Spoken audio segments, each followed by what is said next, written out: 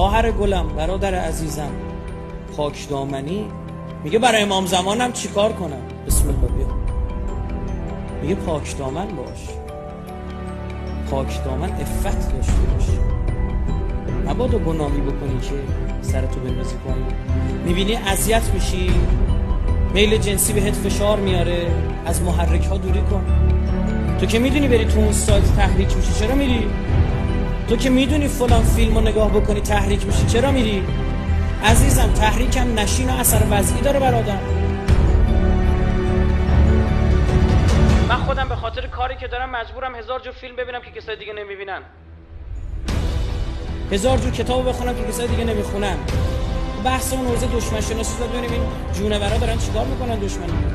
رفتم پیش یکی از مراجع نشستم، گفتم گل لازم نیست، نگاه نکن، کات کردی، لازمم هست الان دیگه نگاه نمیکنم، میام یکی دیگه بریم نگاه کنیم یکی دیگه. خدا اصلا عزیز دل من، مشروب اصلا ندونی، مشروبه بخوری ندونسته بخوری گناه که نکردی، بهت بگن داروه گولت بزنن، مست که میکنی، اثر وضعیشو که داره.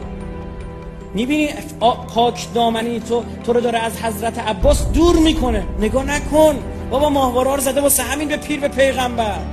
12 میلیون سایت پورنو داره فعال در امریکا، 12 میلیون سایت. برای چی باید اینقدر هزینه کنی؟ یه سایت میچرخونی چقدر باید هزینه بدی؟ ما والا سایت دفتر خود و مؤسسه خود پدرمونو در آورده، 12 میلیون سایت داره ساپورت میکنه. برای چی 12 میلیون سایت داره ساپورت میکنه؟ برای چی؟ طرف بیاد آبروی خودشو ببره، بیاد عکس برهنه خودشو بذاره توی اینترنت، فکر اونا مفتی میان این کارو میکنن؟